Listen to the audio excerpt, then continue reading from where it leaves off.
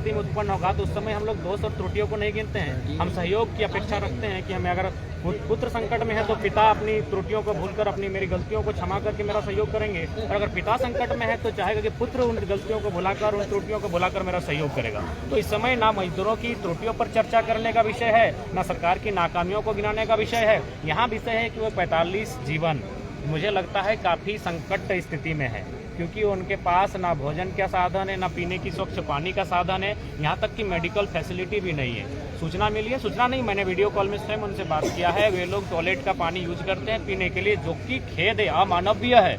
और सबसे खास बात कि 3 मजदूर बीमार थे और 2 दिन बाद जब पुनः उनसे बात हुई तो उनकी संख्या 7 हो गई, और उनको 1 तारीख तक उस मकान में जहां रह रहे हैं, जो 20 बाई 20 का मकान है, जहां 45 लोग रहते हैं, हमारे लिए तो एक व्यक्ति के लिए उतना बड़ा मकान होता है, वे 45 लोग एक ही मकान में रहते हैं, उसे खाली करने का भी नोटिस जारी कर दिया गया है। अतः यहाँ त्रुटियों को गिनाने का वक्त नहीं है, चूँकि विषय इंटरनेशनल है। अतः राज्य सरकार की जो विभाग है, जो हमारी वहाँ दूतावास है, हमारे जो राजदूत हैं, उन पर उनके साथ समन्वय स्थापित करते हुए उन्हें यथाशीघ्र वतन वापसी का प्रयास करना ही चाहिए। तो ये 4 कॉल हो चुके हैं, उनके 4 वीडियो कॉल हो गए, लेकिन कोई लगता है कि कोई उस पर कोई त्वरित कार्रवाई अभी तक नहीं हो रही है, उनको वापस लाया। ये बिल्कुल वहाँ अगर किसी नेता, किसी विधायक, किसी सांसद का पुत्र होता तो कार्रवाई त्वरित भी होती और नए नियम भी बन जाते, नए बिल भी, विधेयक भी बन जाते हैं। लेकिन चूंकि वे लोग शोषित वंचित लोग हैं, जो मजदूरी की तलाश में, दो जून की रोटी की तलाश में एक अच्छे मंजिल को पाने के ख्वाब लेकर वहाँ तक गए हैं, इसीलिए अभी तक कार्रवाई नहीं। शायद ये लोग इंतजार कर रहे हैं कि उन 45 में से कुछ मजदूर ऐसे हैं जो शायद उनके साथ कोई अप्रिय घटना घट जाए तब ये कार्रवाई करेंगे। ये लोग इंतजार में बैठे हैं, अभी वे जीवित हैं और हम चाहते हैं 45 के 45 जीवित भारत वापसी करें। लेकिन ये हुक्मरान कहीं इस ख्वाब में तो नहीं है कि वे कुछ अनहोनी की आशंका लगाकर तो नहीं बैठे कि उनके साथ कोई अप्रिय घटना घटे। कहीं ना कहीं ये शर्मनाक है, त्वरित कार्रवाई होनी चाहिए, उन्हें वतन वापसी का रास्ता सरकार को तैयार करना चाहिए। इसमें एक बात और है कि इसमें लोग देखते हैं कि भैया कौन जिला का है, उसी हिसाब से लोग बात करते हैं। पता चला कि हजारीबाग के हैं, गिरिडीह के हैं, बोकारो के हैं। तो झारखंड की समस्या है, हर एक व्यक्ति को बात करनी चाहिए, हर एक प्रतिनिधि को बात करनी चाहिए, क्योंकि झारखंड के ही है वो सारे लोग, झारखंड के ही, और सबसे बड़ी बात है भारत के हैं वो। इसमें झारखंड के लोग भी तो मुख्य दर्शक बने हुए हैं कि भाई बोकारो वाले बोलेंगे तो वो धनबाद वाले नहीं बोलेंगे, धनबाद वाले बोलेंगे तो पलामू वाले नहीं बोलेंगे। ये भी इस पर वो उदाहरण होता है, जब हम पोल्ट्री मुर्गा खरीदने के लिए जाते हैं तो जिस मुर्गे की बलि दी जाती है वही आवाज़ करता है, बाकी लोग कोने में दुबक जाते हैं, उन्हें ये पता भी नहीं होता है कि अगले दिन उनका भी नंबर आएगा। तो वही हाल हम मानव का है। हम लोग अपनी रोजमर्रा के जीवन में और इस आधुनिक जीवन में इतना व्यस्त हो चुके हैं कि हम लोग अपनी संवेदना को खो चुके हैं, अपने कर्तव्यों को भूल चुके हैं। मेरा मानना है पूरे राज्य का विषय है, पूरे राज्य के तमाम जो जनप्रतिनिधि हैं उन्हें प्रवास की पीड़ा पर हमेशा आवाज़ उठानी चाहिए, सदन पर बात रखनी चाहिए, वैकल्पिक मार्ग तैयार करने चाहिए। और फिलहाल जो मजदूर हमारे विदेश में रहते हैं या अन्य प्रदेशों में रहते हैं, उनके साथ कोई अप्रिय घटना ना घटे। लगातार ऐसी घटनाएं आती हैं, महाराष्ट्र, गुजरात से हमारे मजदूर आया तो उनके साथ अप्रिय घटनाएं घटती है, उन्हें मार दिया जाता है, ऐसी बहुत सारी घटनाएं घटती हैं। इसके लिए हमारी सरकार को बेहतर काम करना चाहिए। अगर इंटरनेशनल मामला हो तो केंद्र की सरकार को काम करना चाहिए, और अगर अन्य प्रदेशों का मामला है तो राज्य सरकार को बेहतर काम करना चाहिए और मजदूरों के साथ हमेशा खड़ा रहना। यहाँ से कैसे वो वापस आएंगे, उसको लेकर क्या करना चाहिए? देखिए, इसके लिए फिलहाल जो हम लोगों ने डीसी मैडम को और वहाँ डीसी महोदय को ज्ञापन दिया है, तीनों जिला में हम लोग देंगे, और ये इनके माध्यम से ईमेल हो या फैक्स के माध्यम से ये केंद्र तक जाएगा, और केंद्र के माध्यम से ये हमारे जो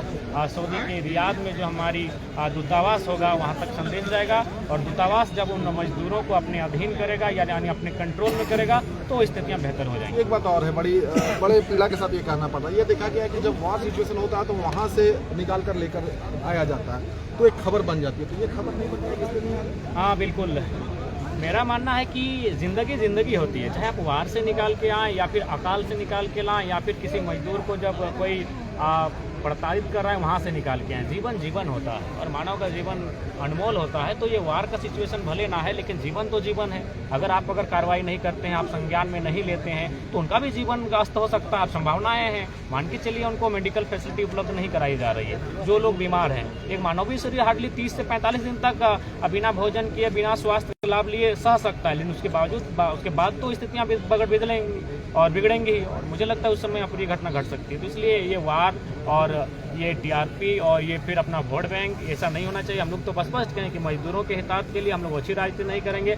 जो लोग सरकार में बैठे हैं, विधायक सांसद हैं, वही लोग नेतृत्व करें, हम उनके साथ खड़े होंगे, हम उनके पीछे चलने के लिए तैयार हैं, लेकिन सकुशल उनके वतन वापसी का रास्ता तैयार हो। हम लोग यही आगे आप क्या सोचे हैं, मतलब अगर इस पर कार्रवाई नहीं होती या फिर नहीं आते नहीं होगा तो फिर हम लोग जिला स्तर में प्रदर्शन करेंगे। एक और बड़ा इंपॉर्टेंट सवाल है, आप मुंबई भी जा रहे थे तो जो प्रवासी मजदूर से मिल रहे थे, सबसे बड़ी पीड़ा क्या थी? वो झारखंड आना चाहते हैं, किस तरीके का वो मतलब सवाल जवाब ये संवाद हो रहा था? हाँ जी, देखिए वो झारखंड आना चाहते हैं और वे चाहते हैं कि झारखंड में ही उनके स्किल के अनुसार काम मिले।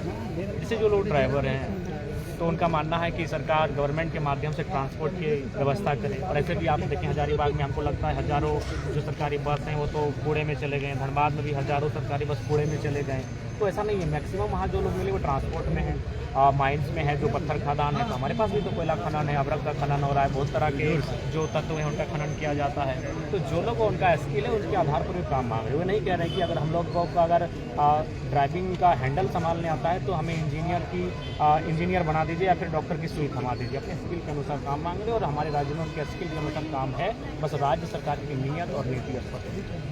कैसी आपकी नीति और राजनीति कैसी चल रही है? चुनाव भी नहीं जीता रहा। देखिए फिलहाल हम लोग तो बेहतर पा रहे हैं अपने आप को, और ये तो आप लोग बताएंगे, ये मीडिया हाउस का काम है कि हम लोग कहाँ हैं, हमारा क्या परसेंटेज है, हमारी क्या स्थिति रहेगी, ये आप लोग बताइएगा बेहतर होगा। जुड़े लोग या टूटे?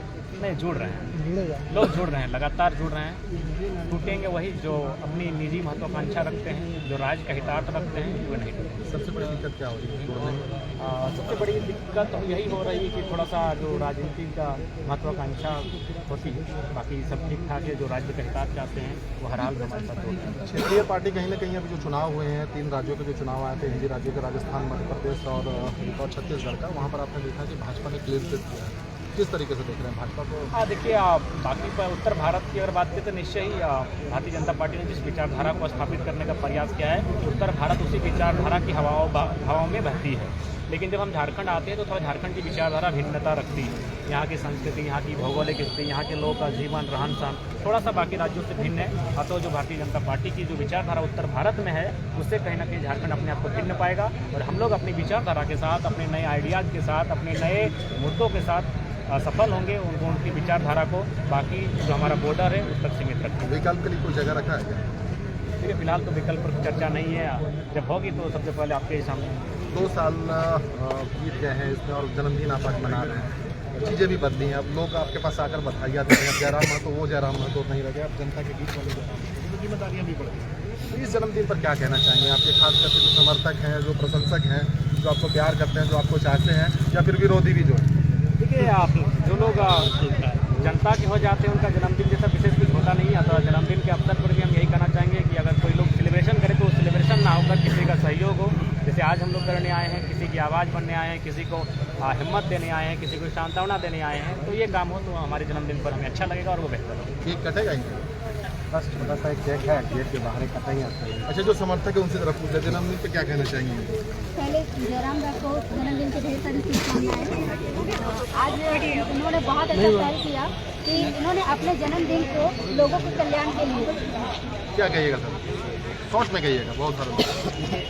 हमारे संजय के भी जन्मदिन है, उनको टाइगर जयराम दा का और संजय मेहता जी का आज बर्थडे है। इनको बहुत बहुत बधाई हो जन्मदिन का। और कहना चाहेंगे सर ये